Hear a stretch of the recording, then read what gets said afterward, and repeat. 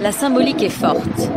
Le président russe Vladimir Poutine pourrait désormais être arrêté dans plus de 100 pays, suite au mandat d'arrêt émis ce vendredi par la Cour pénale internationale. Son procureur général s'est exprimé plus tôt sur notre antenne. C'est un jour important, mais notre décision n'est pas motivée par l'aspect historique, mais par les preuves.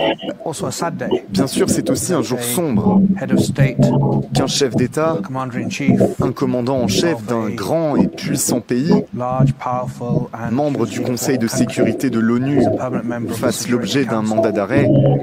Cela ne devrait réjouir personne.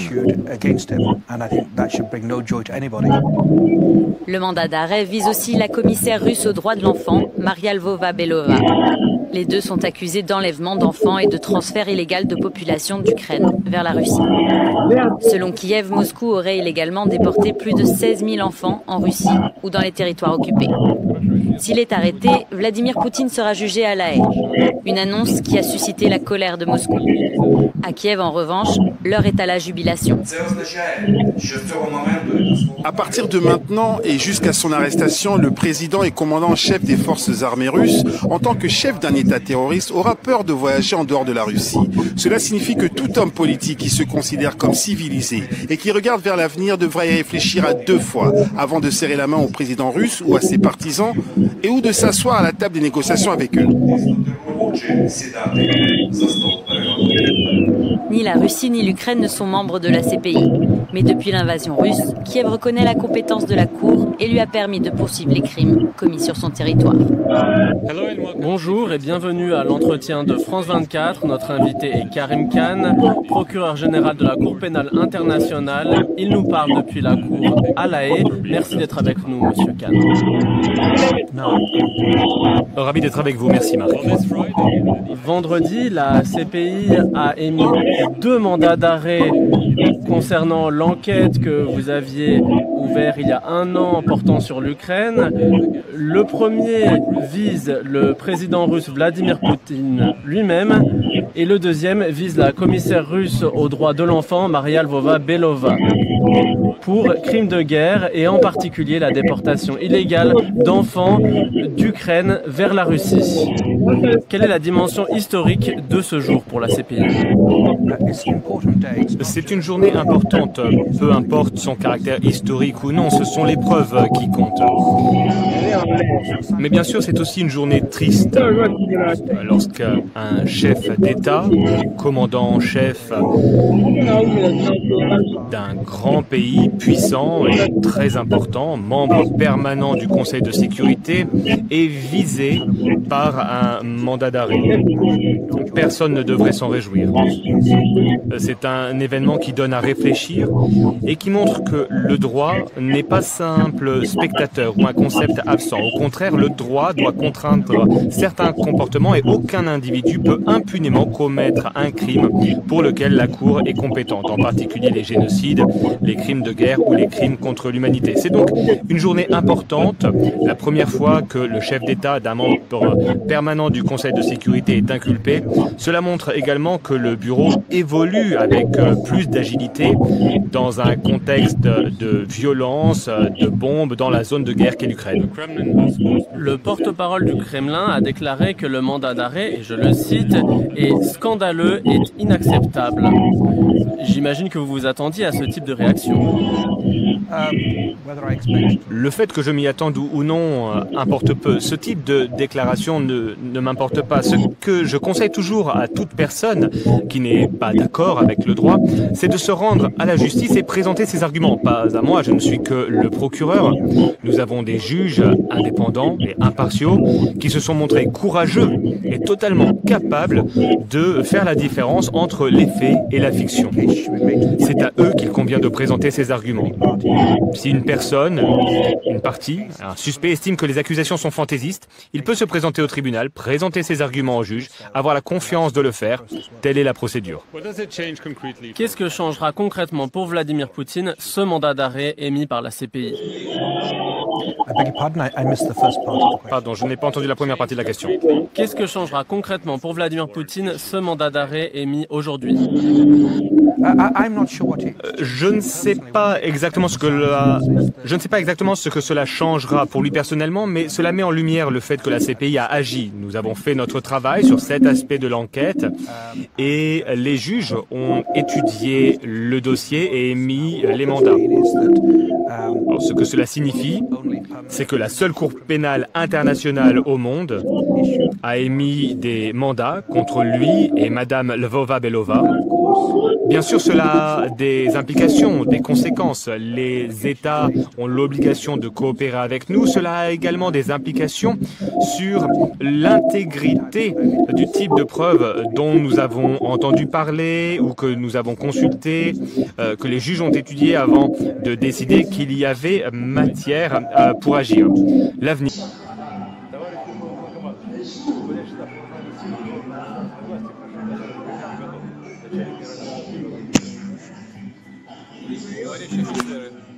Messieurs les officiers,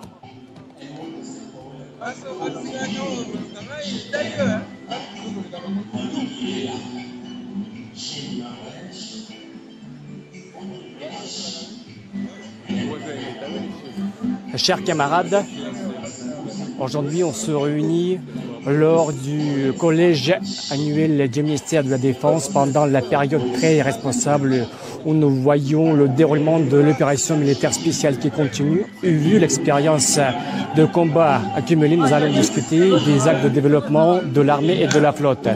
Tout d'abord, j'aimerais transmettre les paroles toutes sincères de remerciement à nos soldats et à nos officiers qui se trouvent à la ligne de front, tous ceux qui, en risquant leur vie, font leur devoir et par leur vie, ils protègent leurs camarades de combat. Et bien sûr, aujourd'hui, nous devons honorer la mémoire de nos camarades de combat qui ont donné leur vie pour leur patrie.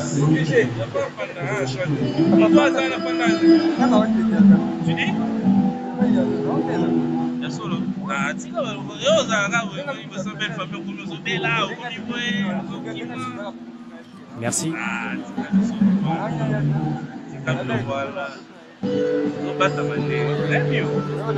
Chers participants au collège, il est bien connu aujourd'hui contre la Russie, on voit l'utilisation du potentiel militaire et des capacités de pratiquement tous les pays de l'OTAN. Néanmoins, nos soldats, nos sergents, nos officiers battent pour la Russie avec tout leur courage. Fermement, pas à pas, ils font la résolution des tâches posées et bien sûr, ces missions seront accomplies sur tous les territoires de la Fédération de Russie, y compris ces nouveaux territoires. Nous allons assurer la vie sécurisée de tous nos citoyens. Les forces armées et les capacités opérationnelles de nos forces armées continuent à s'accroître en permanence et tous les jours. Et bien sûr, nous allons intensifier ce processus. Encore une fois, je tiens à remercier tous ceux qui font leur devoir de combat.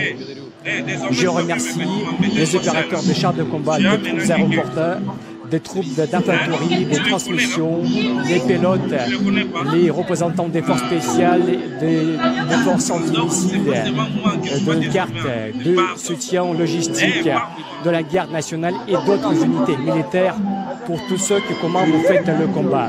Parce que je ne veux pas avoir peur de comparer, parce qu'il ne s'agit pas des paroles épiques, parce que comme de vrais héros de la guerre nationale de 1812 et de la Deuxième Guerre mondiale. Surtout, j'aimerais remercier les médecins militaires qui, très souvent, en risquant leur vie, sauvent les vies de nos soldats. Et surtout, les médecins militaires et civils et aussi les constructeurs qui font tout pour remettre à niveau l'infrastructure dans les régions de l'opération, surtout pour la restauration des objets et des installations civiles.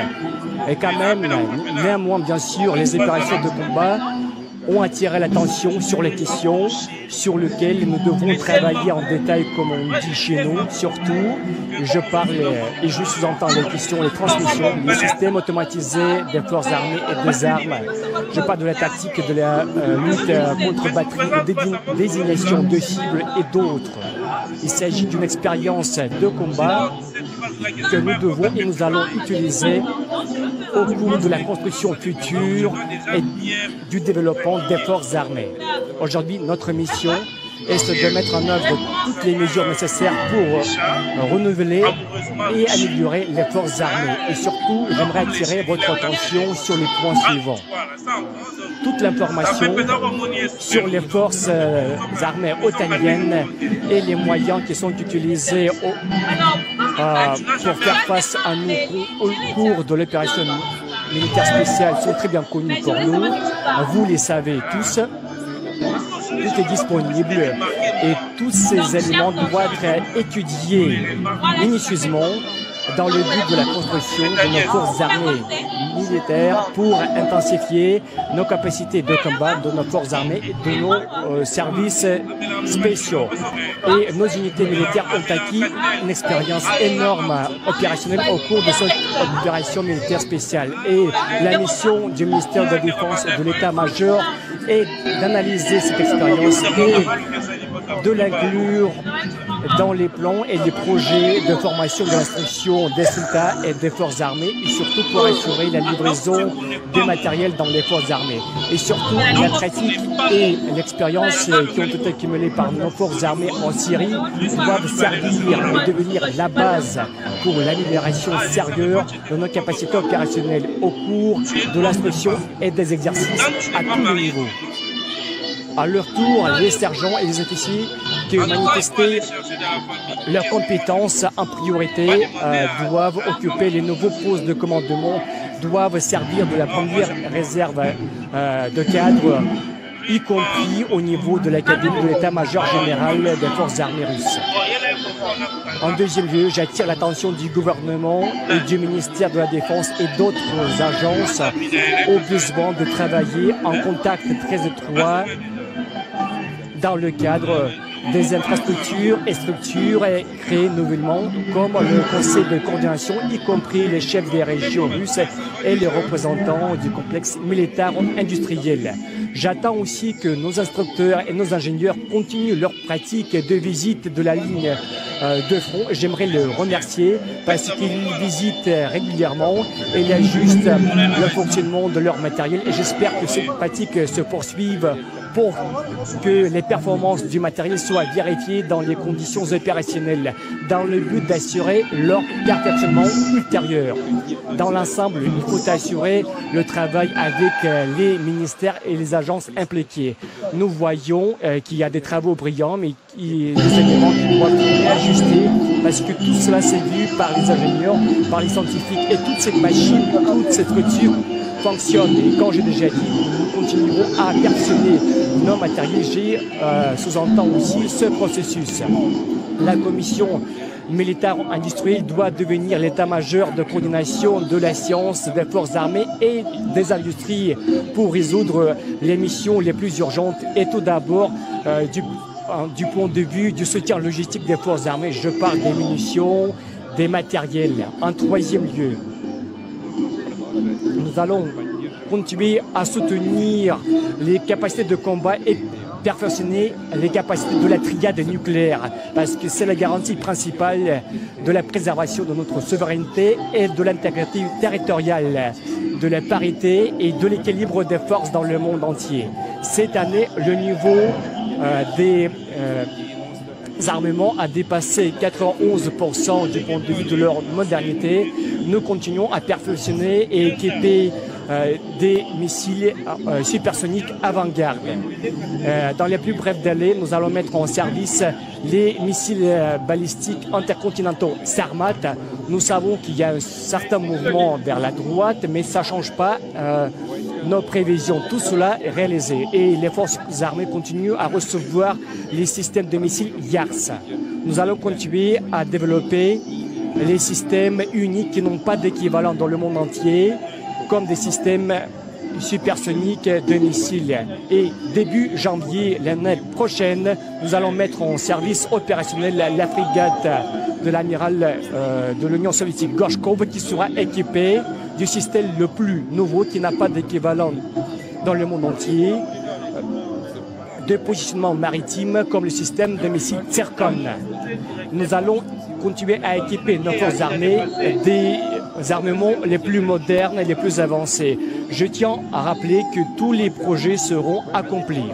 Ensuite, c'est très important d'améliorer les capacités de nos forces spatiales, y compris des chasseurs et des avions de bombardement du point de vue du système de leur gestion. En plus, nous devons perfectionner les capacités des drones, y compris les capacités de reconnaissance et de bombardement, y compris les moyens de leur utilisation. Parce que l'expérience de l'opération militaire spéciale a démontré que les drones sont largement utilisés et ils doivent devenir disponibles au niveau des compagnies, bataillons, régiments, pour détecter les cibles le plus vite possible et transmettre l'information pour faire des trappes en temps réel. Et les drones doivent être reliés entre eux et intégrés dans le système de reconnaissance uni et posséder des voies de communication sécurisées avec l'état-major et le commandant pour transmettre l'information. Et cette information doit être disponible chez tous les soldats. Nous devons avancer dans ce but. Il faut que ce soit réalisé pratiquement dans les plus brefs délais. J'aimerais vous demander à attirer votre attention à ce fait-là, surtout pendant l'équipement des soldats, des moyens personnels. Il n'y a pas de petits détails sur le champ de combat. Surtout, nous devons faire attention particulière, et je sais que le ministère de la Défense s'en occupe, mais je tiens à souligner, je parle des trousses, de l'uniforme, des chaussures, des gilets pare-balles, des casques. Tous ces éléments de l'uniforme doivent être faits au niveau le plus moderne. En plus, les moyens de vision nocturne, les mitraillettes, les fusils. Je ne veux pas faire la liste exhaustive, mais l'essentiel, tout ce qui est nécessaire à chaque soldat doit être moderne, confortable et sûr et fiable. Et le soutien logistique doit être fait compte tenu de réalité sur le champ. Ici, il y a des éléments obsolètes où il doit être mis à jour instantanément. J'aimerais attirer l'attention du ministre de la Défense et du chef d'état-major général et de tous les chefs d'unité. Nous n'avons aucune limitation du point de vue du financement parce que le pays et le gouvernement donnent tout ce que notre armée demande. Tout est fourni et j'espère que la réponse soit formulée comme il faut. Et respectivement, nous allons avoir les résultats acquis. Je reviens au sujet des drones. Nous avons une bonne expérience de développement des drones maritimes sous-marins. Et je sais que notre industrie possède tous les éléments pour créer une large gamme de drones maritimes et aériens qui puissent présenter les performances les plus sophistiquées, y compris de l'intelligence artificielle. En plus, nous devons étudier les possibilités d'équiper des moyens d'attaque. En cinquième lieu, nous devons perfectionner les systèmes de transmission et de commandement pour assurer la stabilité et la gestion des forces armées dans toutes les conditions possibles. Nous devons appliquer les technologies de l'intelligence artificielle à tous les niveaux de prise de décision. Comme l'expérience démontre pendant les mois précédents, ce sont les éléments qui fonctionnent pratiquement en mode automatique qui sont les plus performants. Ensuite, la mobilisation partielle a fait révéler certains problèmes qui sont universellement connus. Je sais qu'il y ait des mesures en cours de réalisation, mais quand même, j'aimerais attirer votre attention et nous devons construire ce système et nous devons la moderniser. Surtout, je parle le système des commissariats militaires. Je parle de la numérisation des bases de données. Je parle de l'interaction des autorités municipales et régionales. Nous devons améliorer les systèmes de défense civile et territoriale et pour interagir les représentants de l'industrie. En plus, nous devons améliorer le système d'accumulation des matériels, des munitions et des ressources matérielles pour le déploiement des unités. militaires dans le cadre de la mobilisation. Comme il est connu, dans le cadre de la mobilisation, nous avons attiré 300 000 personnes dont la partie se trouve déjà dans la zone des hostilités. Et comme le ministre de la Défense et le chef de l'état-major général ont déjà rapporté, 150 000 personnes se trouvent déjà sur les polygones. C'est une réserve suffisante pour mener l'opération. En plus, nous avons la moitié qui sert de la réserve opérationnelle qui est suffisante. Chers collègues, je tiens à remercier nos citoyens qui aident nos forces armées, qui envoient leurs véhicules, leurs voitures, les uniformes, les vêtements chauds, qui envoient les lettres et des cadeaux aux hôpitaux et aux personnes blessées. Même si le ministère de la Défense fournit tout ce qui est nécessaire, il faut remercier surtout nos jeunes citoyens pour ce soutien. Et j'aimerais demander au ministère de la Défense à étudier avec attention l'initiative civile et prendre en considération les critiques et prendre les mesures opportunes. Il est évident que nos gens voient certains problèmes, bien sûr qu'ils puissent apparaître dans ce travail complexe, et cette réaction pourrait être plein d'émotions, mais quand même nous devons écouter tout le monde qui parle des problèmes et qui surtout faire leur contribution dans leur résolution.